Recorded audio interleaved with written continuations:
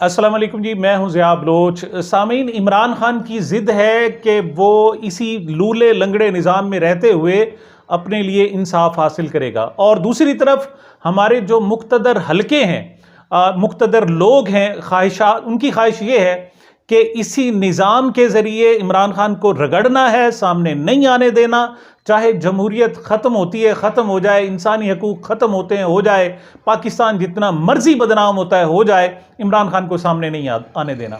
दो बड़े टास्क थे जनाब, क्या कि इमरान खान इलेक्शन न लड़े, और फिर उसके बावजूद जिनको जितवाया जाना है उनकी जीत नज़र नहीं आ रही, तो फिर सोचा कि बल्ले का निशान ही जनाब बेल्ट पेपर पर ना हो। इसके लिए सारी जिद्दोजहद हो रही है, और आज जनाब इमरान खान को जेल में रहते हुए पेशावर हाई कोर्ट से जनाब ये रिलीफ मिला है। इसकी क्या डिटेल है और इस डिटेल की अहमियत क्या है, वो मैंने आज आपको बतानी है। जैसे मैंने कहा कि दो ही टास्क हैं कि इमरान खान को बाहर नहीं निकालना, जेल में रहना है और इलेक्शन नहीं लड़ने देना। इमरान खान ने कहा कोई बात नहीं, मुझे ना लड़ने दो, मैं जेल में रहते हुए इलेक्शन लड़ाऊंगा। फिर उन्होंने कहा जी ये तो फिर भी जीत जाएगा, तो तब उन्होंने कहा जी अब इसकी पार्टी को भी बैन करना है। अब पार्टी को बैन करने के लिए और कोई दो तरीके इख्तियार किए गए। एक तो इमरान खान की क़यादत को, कि वो कायद ना रहें, उसके हवाले से एक तोशा खाना केस का ऐसे जल्दी जल्दी जनाब फैसला सुनाया गया हुमायूं दिलावर के जरिए, और उसमें जनाब गवाह ही नहीं लिए गए, आपके इल्म में है, और उसको पूरी दुनिया में उस हवाले से पाकिस्तान की जगह हंसाई हो रही है।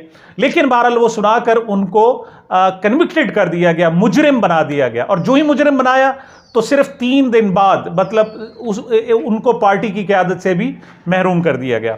इलेक्शन जो है पार्टी इलेक्शन वो जून में हो चुके थे। इस लिहाज से देखा जाए तो इमरान खान का ये जो बाद में आने वाला जो फैसला है वो जून 2022 के फैसले पर इंपैक्ट नहीं करता, ये आगे आइंदा जो पार्टी इलेक्शन होंगे उसमें करेंगे। लेकिन क्या था जी कि इमरान खान को इलेक्शन नहीं लड़ने देना, और उस पर क्या इतराज़ किया गया कि उनके इलेक्शन को 73 दिन तक फैसला महफूज करके कहा गया जी इलेक्शन दोबारा कराएं।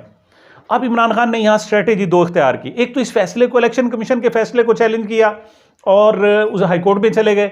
अब उन्हें अंदाजा था कि मे भी वहां से फैसला हमारे हक में ना आए, तो उन्होंने पार्टी इंट्रा इलेक्शन भी कराने का फैसला किया। पार्टी इंट्रा इलेक्शन भी करा दिए गए। उसमें जनाब गौहर अली खान को एक नया चेयरमैन के तौर पर, यानी इमरान खान ने दूसरी खुद को क़यादत से अलहदा कर लिया, अपने ख़ानदान को, अपनी बहनों को, अपनी अहलिया को क़यादत से अलहदा कर दिया, पार्टी कारकुनों के हवाले कर दी, और ख़ुद जेल में बैठे हुए हैं। लेकिन फिर भी उन्हें लग रहा है कि इमरान खान ताकतवर है, फिर भी काबू नहीं आएगा। तो अब उन पार्टी इलेक्शन में रखने डाले गए, वो पार्टी इलेक्शन जो हर जगह ही बिला मुकाबला होते हैं। मिसाल तसव्वुर कोई नहीं कर सकता कि पीपल्स पार्टी क़यादत जो है वो भुट्टो या जरदारी ख़ानदान से बाहर देगी। इसी तरीके से तसव्वुर नहीं किया जा सकता कि मुस्लिम लीग नून अपनी क़यादत जो है वो शरीफ ख़ानदान से बाहर देगी। लेकिन इमरान खान ने यह भी कर दिया। तो जनाब एक नए किरदार को सामने लाया गया, और वो अकबर एस बाबर साहब थे। उन्होंने आकर एहतजाज किया। यहाँ यानी इस किस्म के तमाशे हो रहे हैं कि पीटीआई का कोई कारकुन प्रेस कॉन्फ्रेंस करते हुए पकड़ा जाए, मतलब देखा जाए तो उसको पकड़ लिया जाता है, होटल पर चाय पीता हुआ देखा जाए तो उसको भी गिरफ्तार कर लिया जाता है। लेकिन रेड जोन में पीटीआई के कारकुनों को लाया जाता है और इमरान खान के खिलाफ एहतजाज कराया जाता है, पार्टी इंट्रा इलेक्शन। और कोई उनसे, और जब उनसे पूछा जाता है, जनाब हमारे 2-4 सहाफ़ियों ने पूछा किस लिए आए हो, तो उन्हें मालूम ही नहीं था। उन्होंने कहा जी हम तो जाली इलेक्शन के खिलाफ आए हैं। किन्होंने भेजा है? हम नून लीग के कारकुन हैं जनाब, तारिक फजल चौधरी साहब हमें लेकर आए हैं। मतलब इस किस्म की जग हंसाई तय इन्होंने कर लिया था जी कि इदारों को इस्तेमाल करना इमरान खान के खिलाफ, और उसे किसी सूरत इलेक्शन में बल्ले का निशान नहीं आने देना, ना उसकी पार्टी का निशान आने देना, यह तय कर लिया था। अब इलेक्शन कमीशन से यह तवक्को रखे कि वो जनाब पीटीआई या इमरान खान के हक में फैसला देगा, फजूल है। जो ताकतवर हल्के हैं वो पूरे के पूरे इदारों को इस्तेमाल कर रहे हैं इमरान खान के खिलाफ, और कुछ इदारों के कुछ अहम लोग हैं वो भी उनके खिलाफ इस्तेमाल हो रहे हैं।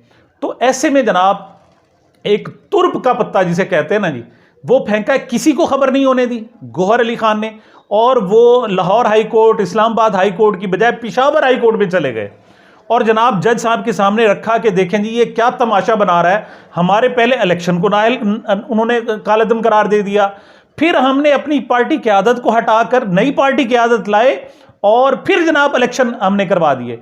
अब उसमें भी जनाब कीड़े डाले जा रहे हैं और कहा जा रहा है कि ये गलत है।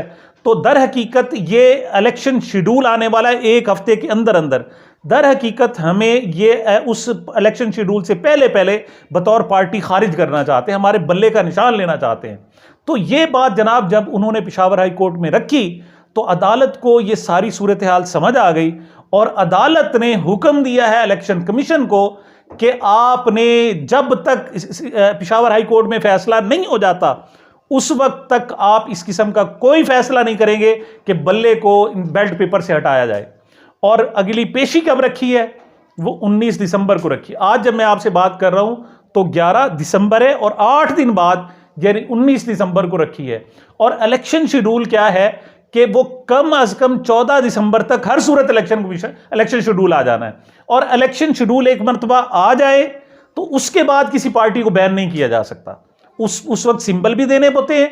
तो ये जनाब एक गैर मुतवक्के तौर पर जनाब पीटीआई को ये कामयाबी मिली है। वही बात कि निज़ाम हमारा लूला लंगड़ा है, बदबूदार है, तासुब ज़्यादा है, लेकिन इमरान खान की ख्वाहिश है कि नहीं, इसी निज़ाम में वो कहा था ना कि वतन की मट्टी मुझे एड़ियां रगड़ने दे, मुझे यकीन है कि चश्मा यहीं से निकलेगा। इमरान खान जेल में बैठे हुए इसी मट्टी में, इसी धरती पर अपनी एड़ियां रगड़ रहा है और उसे यकीन है कि उसे यहीं से रिलीफ मिलेगा और उसका इब्तदाई रिलीफ आज उसे मिल गया। एक और भी बात मैं आपसे कहूँ, इमरान खान के खिलाफ पास ऑप्शन क्या है? ये एक बात याद रखें, इमरान खान के पास 3 टोटल ऑप्शन हैं।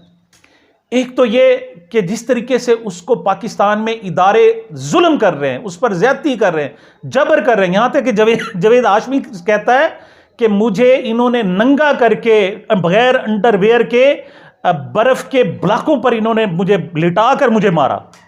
कहते हैं जी मुझे उस वक्त भी तकलीफ हुई थी, लेकिन इस वक्त जो पीटीआई के साथ हो रहा है उससे भी ज्यादा बड़ा जुल्म हो रहा है।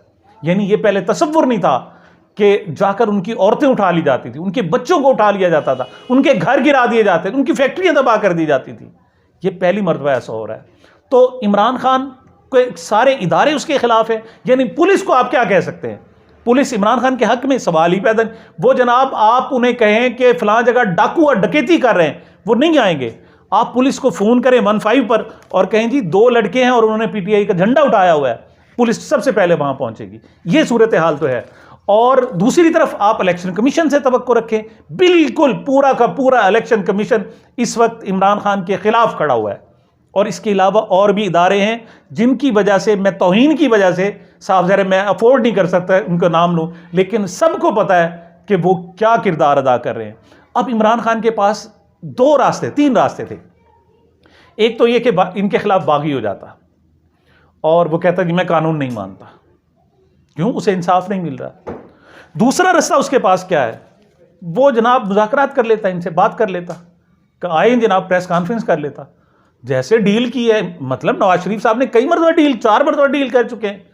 जरदारी साहब मुसलसल डील करके जनाब सदर रहे हैं और हर मरतबा डील करके, चाहे बेनज़ीर हो, वो डील करके इक़्तिदार में आई। इमरान खान भी स्पोर्ट से आए थे, तो उसके पास भी बड़ा आसान रास्ता है कि उनके साथ मफाहिमत और डील कर ले। यानी 2 रास्ते, एक बगावत कर दे और दूसरा डील कर दे।